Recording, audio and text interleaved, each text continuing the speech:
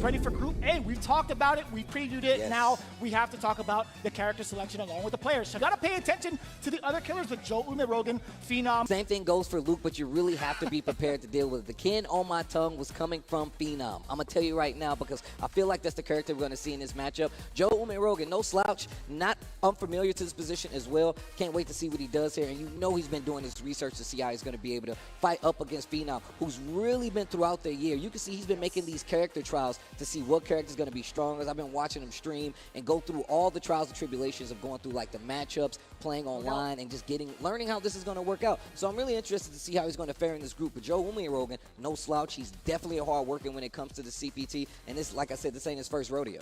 And he's had plenty of good results as well. Like obviously represented himself well over at Toryuken, defended North as well. But I think his more notable results came from the World Warrior event over at Canada East. Him taking down first place was pretty significant. But also his tryout for NA Midwest, where he actually placed second. Yeah. That's where we really got to see him shine, I feel like. But we talk about Phenom.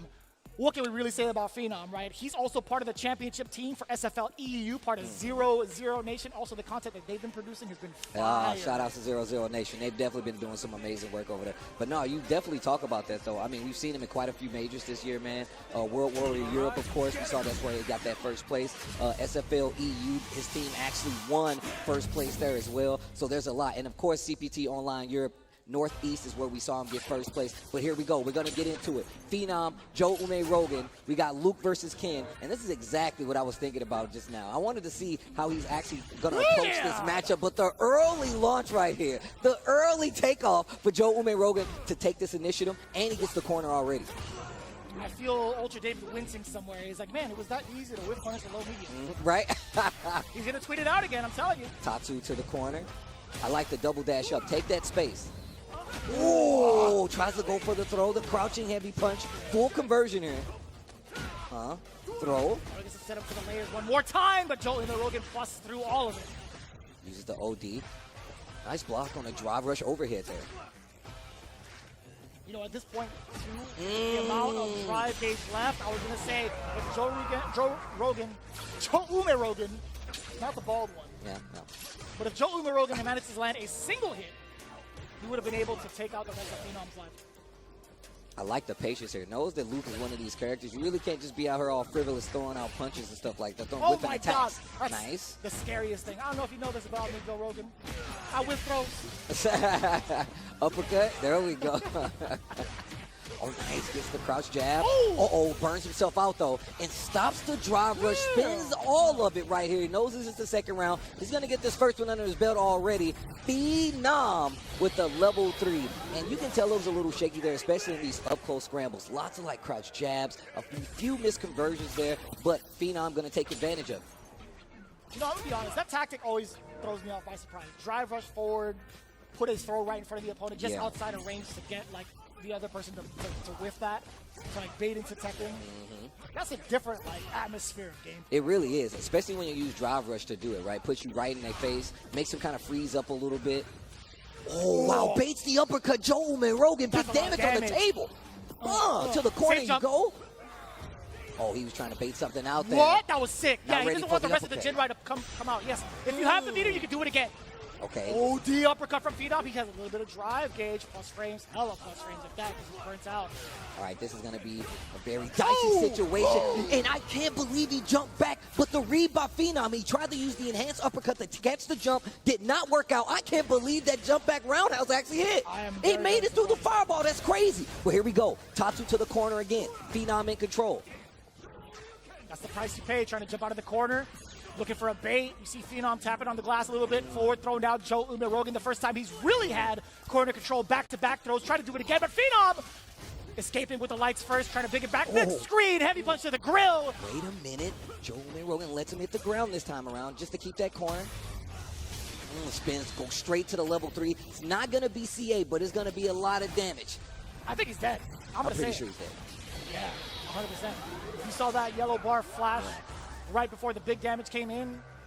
Even with the scaling, minimum damage is going to be significant. Uh-oh, but no resources going into this last round here in game number 2. Back throw. I'm glad you did it first. You've unlocked it. Should I get an achievement for that? I like this. Slow, steady. I like Joe not going overextending, but the throw, the tick game is still there. And you saw how Joe Umerogan actually switched up the offense, right? Going for the heavy throws, and still it did not make Phenom flinch. He still was waiting for that uppercut that never came, and that's how he took that offense back, and coincidentally that round. Uh-oh, wait a minute. Still. Uppercut. Joe Umerogan to press buttons where he shouldn't. Yeah, he was ready for it as well. I think I was really, really smart from Phenom. The defense was just too much. The offense on top of it, but I think most notably the defense. That was really, really well played for Phenom. Lots of switch-ups there when it comes to like that offense and that defense, right? Joe Umerogan was really trying to test to see if Phenom was really going to keep pressing on wake up. He ate a lot of OD uppercuts because of it, but he put himself in burnout. That makes it a lot easier for Phenom to take that momentum back, especially with a character like Chen, man. The whole forward confirms. I like how he looked at that money one time. Joe Umerogan walking by the vault and looking at the cash in there, that is pretty iconic. Yeah. Let's talk about this a little bit, right? Joe Umerogan, he had hits, instances of his offense. You know, Phenom could say the same. That's the type of character that both of these are, right? Luke and Ken are powerhouses on offense, can really lock you down.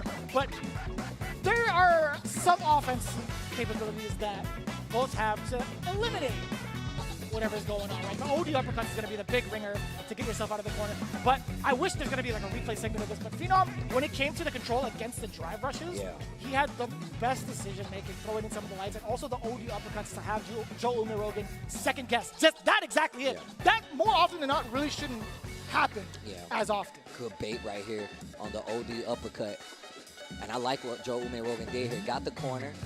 Tried to bait something out right here, and this is really where he tested everything. He's like, you know what? I know you're trying to, like especially against the gym ride, which is great, but he still has plenty of drive there, so he's able to fight back with the OD uppercut and the jump back roundhouse against that fireball. And that's typically a checkmate situation where they want you to block it, because even still, you got to hold it and you can react to that jump back. But it works out for Joe right here. But this gives Phenom another chance, takes him to this last game point right here, and this is where it really got in control for Phenom, where Joe Umerogan really kind of like fell by the wayside. You really notice the options that Phenom's utilizing after the drive rush, right? I think between both of the characters, you see the medium ring out, it gets blocked, they immediately go into drive rush.